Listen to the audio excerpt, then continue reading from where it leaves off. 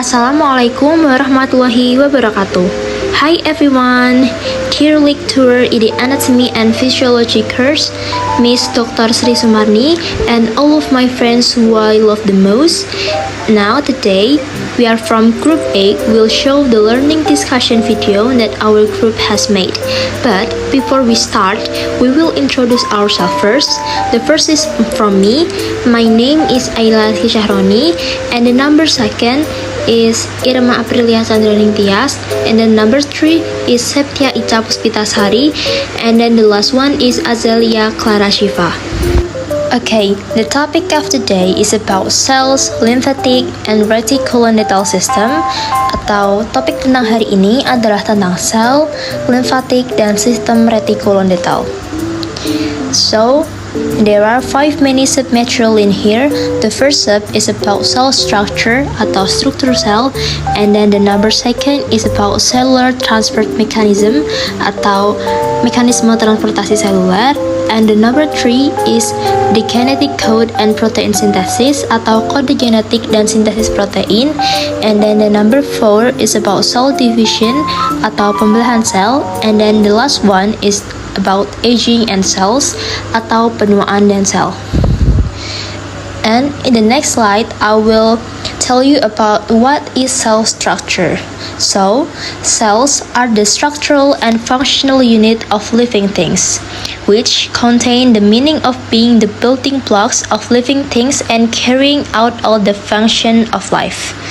Jadi, di sini ada struktur sel.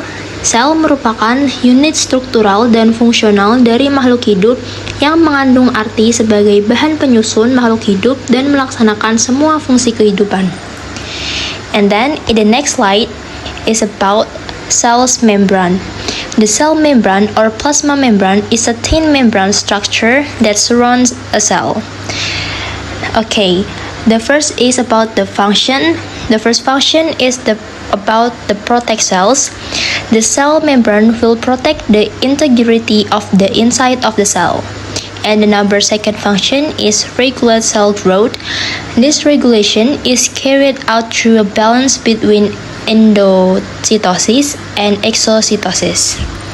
So, membran sel atau membran plasma adalah struktur membran tipis yang mengelilingi sel. Jadi, di sini fungsinya yang pertama untuk melindungi sel. Membran sel akan melindungi integritas bagian dalam sel. Kemudian, fungsi yang kedua sebagai tempat untuk mengatur pertumbuhan sel. Pengaturan ini dilakukan melalui keseimbangan antara endositosis dan exositosis. The next is about nucleus. The nucleus or cell nucleus is a membrane-bound cell component located in the cytoplasm. The function of nucleus is the first one is about as controller cells activity. This is because the nucleus is the control center of an organism. The number 2 is storage of genetic information. The nuclear membrane in the nucleus contains or carries genetic information or DNA, which will transmit genetic characteristic through cell division. Jadi, inti sel atau nukleus sel merupakan komponen sel yang terikat membran dan terletak di dalam sitoplasma. Fungsi nukleus yang pertama untuk alat atau sebagai sel pengendali aktivitas. Hal ini karena nukleus merupakan pusat kendali atau organisme. Yang fungsi sebagai yang kedua yaitu untuk penyimpanan informasi genetik. Membran nukleus dalam nukleus mengandung atau membawa informasi genetik atau DNA yang akan mengirimkan karakteristik genetik melalui pembelahan sel. And then the next slide is about cytoplasm. What is cytoplasm? Cytoplasm is the fluid inside the cell that surrounds the nucleus and is a place for cell organelles to carry out their functions. Organelles in the cytoplasm are mitochondria, lysosome, endoplasmic reticulum, ribosome, and Golgi apparatus. Jadi, sitoplasma adalah cairan di dalam sel yang mengelilingi nukleus dan merupakan tempat bagi organel sel untuk menjalankan fungsinya. Organel yang terdapat dalam sitoplasma adalah mitokondria, lisosom, retikulum endoplasma, ribosom, dan aparatus Golgi. Okay, next, organelle cells. Function of cell organelles: 1. Regulate cell growth and development, and 2. Predict and maintain cell shape. yang artinya fungsi dari organel sel itu sendiri adalah yang pertama, mengatur pertumbuhan dan perkembangan sel. Kemudian yang kedua yaitu melindungi dan mempertahankan bentuk sel. And then types of organelle cell, that is one, mitochondria. Mitochondria are organelles that are round or elongated and located outside the nucleus. Jadi, mitokondria ini merupakan organel yang memiliki bentuk bulat atau memanjang dan terletak di luar nukleus. Lysosom. Lysosom are organelles that contain enzyme to recycle damaged cell component. Jadi lisosom ini merupakan organel yang mengandung enzim untuk mendaur ulang komponen sel yang rusak.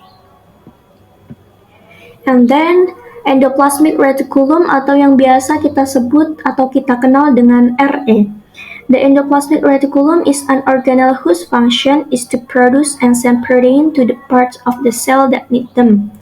Yang artinya RE ini berfungsi memproduksi dan mengirimkan protein ke bagian sel yang membutuhkan.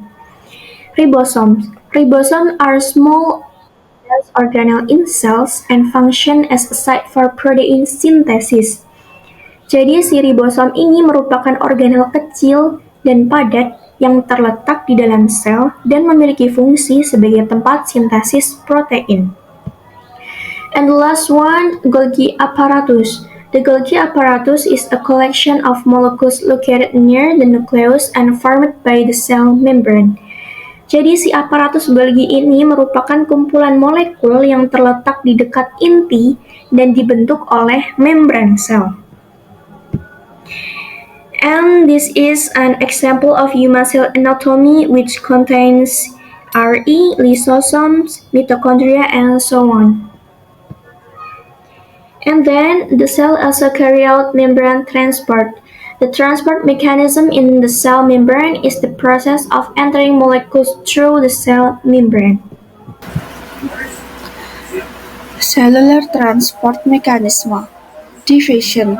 Division is a process resulting from the movement of molecules in which the flow must be from areas of high concentration to areas of low concentration. Factors that influence division are the size of the molecule that permit, temperature, concentration of the substance, form of matter. Yang artinya adalah difusi merupakan proses yang terjadinya akibat pergerakan molekul di mana alirannya bergerak dari area berkonsentrasi tinggi ke area berkonsentrasi rendah. Faktor-faktor yang mempengaruhi difusi adalah ukuran molekul yang menembus, suhu, konsentrasi zat, dan bentuk materi. Osmosis. Osmosis is the event of moving solvent molecule from a solution that has a low concentration to solution that has a high concentration. Factors that influence osmosis are temperature, lipid solubility, membrane surface area, and molecular size. Yang artinya adalah osmosis merupakan peristiwa perpindahan molekul pelarut dari larutan yang berkonsentrasi rendah ke larutan yang berkonsentrasi tinggi. Faktor-faktor yang mempengaruhi osmosis adalah suhu, kelarutan lipid, luas permukaan membran, dan ukuran molekul.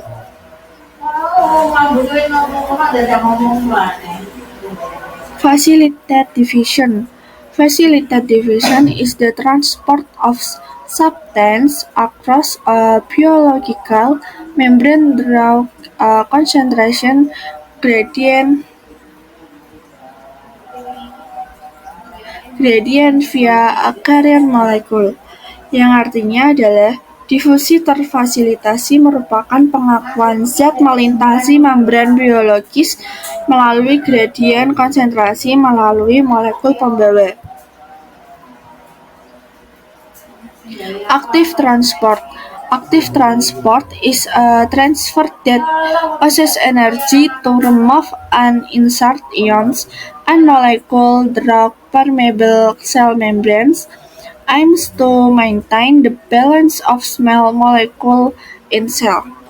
Yang artinya adalah transfer aktif merupakan perpindahan yang menggunakan energi untuk mengeluarkan dan memasukkan ion dan molekul melalui membran sel yang permeable, bertujuan untuk menjaga keseimbangan molekul kecil dalam sel. Filtration. Active transport is a transfer that uses energy to remove an insert ion and molecule through permeable cell membranes, aims to maintain the balance of small molecule in cell. Yang artinya, transport aktif merupakan perpindahan yang menggunakan energi untuk mengeluarkan dan memasukkan ion dan molekul melalui membran sel yang permeable, bertujuan untuk menjaga keseimbangan molekul kecil dalam sel. Phagocytosis and pinocytosis.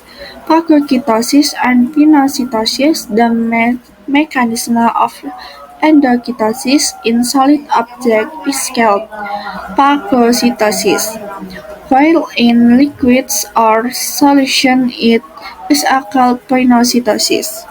Yang artinya adalah fagositosis dan pinositosis. Mekanisme endositosis pada benda padat disebut fagositosis, sedangkan pada benda cair atau larutan disebut pinositosis.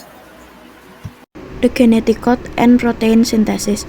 A codon genetic code is a series of nucleotides in mRNA which consists of a combination of three consecutive nucleotides that code for a particular amino acid, so it is often referred to as a triplet codon, yang artinya kode genetik dan sintesis protein. Codon genetik adalah serangkaian nukleotida dalam mRNA yang terdiri dari kombinasi 3 nukleotida berurutan yang mengkode asam amino tertentu, sehingga sering disebut sebagai codon triplet. Genetic code. DNA and the genetic code. The genetic code is a specific sequence that make up DNA. DNA store genetic information, the genetic form of nucleotide sequence, yang artinya kode genetik dan sintesis protein. Kode genetik DNA dan kode genetik. Kode genetik adalah urutan spesifik yang menyusun DNA. DNA menyimpan informasi genetik dalam bentuk urutan nukleotida.